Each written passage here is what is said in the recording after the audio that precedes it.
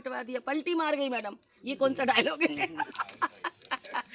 तो मैं पलटी नहीं मारती ना, मैं चोरी करती। मुझे मारना होगा ना तो मैं डाका डालती हूँ, मर्डर यहीं कर दूंगी। डाका डालती हूँ, मर्डर यहीं कर दूंगी। जो होगा देखूंगी, मैं परवाह ही नहीं करती किसी की। Hotel the grand palace, luxury deluxe room, suite room, dormitory hall, conference hall, CCTV से सुरक्षित कैंपस, विशाल parking area, pure veg family restaurant. Sagar जिले के बीना शासकीय स्नातकोत्तर महाविद्यालय बीना एक बार फिर विवादों में घिर गया है।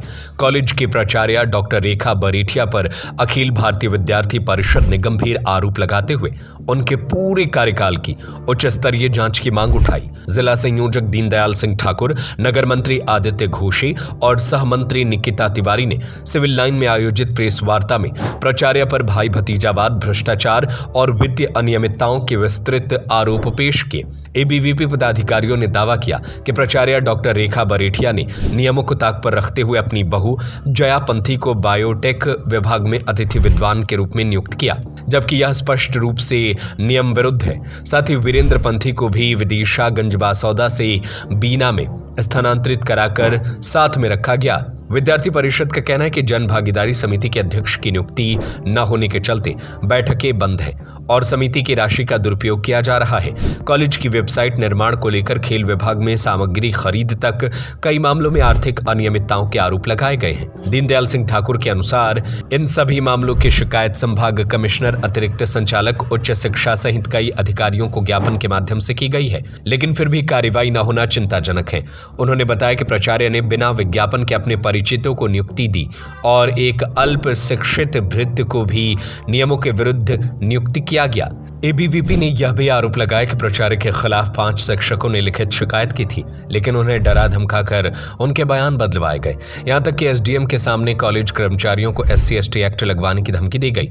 परिषद ने चेतावनी देते हुए कहा कि यदि उच्च स्तरीय जांच नहीं हुई तो बीना में बड़ा आंदोलन छेड़ा जाएगा। इसके अलावा करोड़ों की लागत से बने महिला छात्रावास का उपयोग न होने और उसकी सामग्री को कथित रूप से प्राचार्य के घर में उपयोग किए जाने के आरोप भी सामने आए हैं। बीना कॉलेज में उठे इन गंभीर सवालों ने प्रशासन और शिक्षा विभाग में खलबली मचा दी है। अभी 2 लोगों से कहते हैं ना, हाथ पैर तोड़ देंगे, घर पे आके हाथ पैर मर जाओगे, हाथ पैर तोड़ के, और महीने भर अस्पताल में भर्ती रहोगे। एक फोन करना है मुझे, इसको निपटा दूं। समझ में आई? तूने अभी मेरा रोल नहीं देखा, हाथ पैर तोड़वा दूंगी तेरे, बिल्कुल पता नहीं चलेगा कौन हाथ पैर तोड़ गया। भूल जाएगा सारी अफसरी की सारी चौकड़ी भूल जाएगा। बड़ी आवाज उठाई है, मैं नहीं दूंगा पैसे।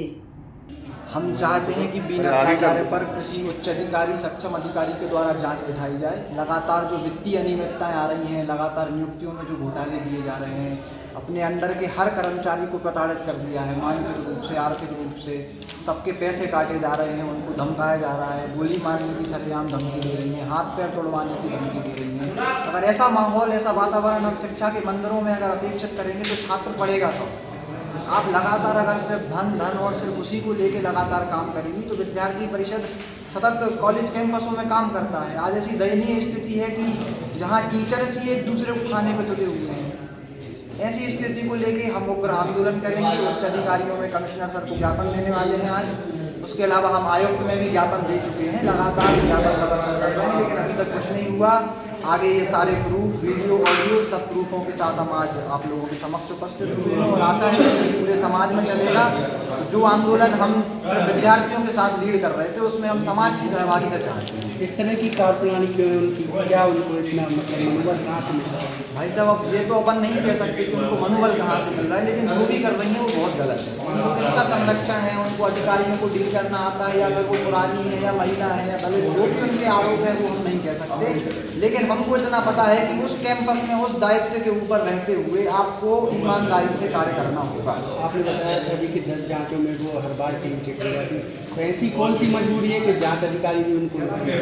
हमारे पास एक ऐसा वीडियो है जिसमें एक जांच अधिकारी नियुक्त किया और मैडम अपने ऑफिस में बैठ के जांच अधिकारी से और जांच करने वाले जो जिस व्यक्ति ने अपनी कंप्लेन करी उस व्यक्ति से लिखवा रही हैं कि ये जांच ले।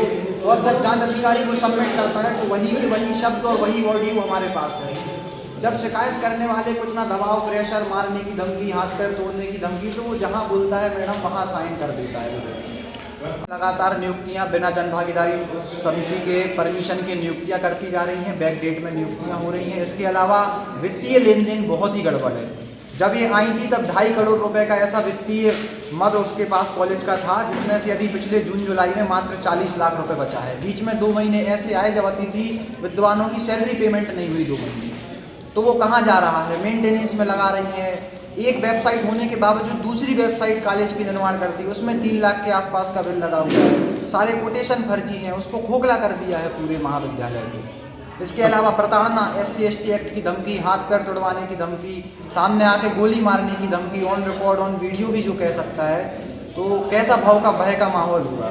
अभी जहाँ टीचर सुरक्षित नहीं है वहाँ बच्चों की तो बात हम उसके बाद करेंगे। अभी आपने बताया था उनकी बहू भी वहाँ पर पदस्थ है। जी, जयापंथी उनकी बहू हैं और विज्ञप्ति निकाले बिना उनकी भर्ती कर दी है। एक विज्ञप्ति अपने पास प्रूफ में है जिसमें सिर्फ एक पद बायोटेक्नोलॉजी डिपार्टमेंट में खाली था, उसमें 10 लोगों ने पेपर दिया। जो पहला व्यक्ति है उसका हो गया, वो भी आज वहाँ पढ़ा रहा है। लेकिन उसी बायोटेक्नोलॉजी विभाग में एक नियुक्ति और अचानक से जयापंथी जी की हो जाती है इनके यहाँ आने के तुरंत बाद। अब इसके बाद अगर आपकी सुनवाई होगी तो फिर अगला कदम क्या रहेगा? अगर सुनवाई नहीं होती है तो विद्यार्थी परिषद तो आंदोलन करेगा, उग्र आंदोलन बीना में खड़ा करेगा, सागर में आंदोलन करेंगे। क्या शुभ नाम लिखते, किस पद पे हैं? दीनदयाल सिंह ठाकुर नाम है मेरा। मैं अखिल भारतीय विद्यार्थी परिषद में सागर का जिला संयोजक हूँ, सदायत है।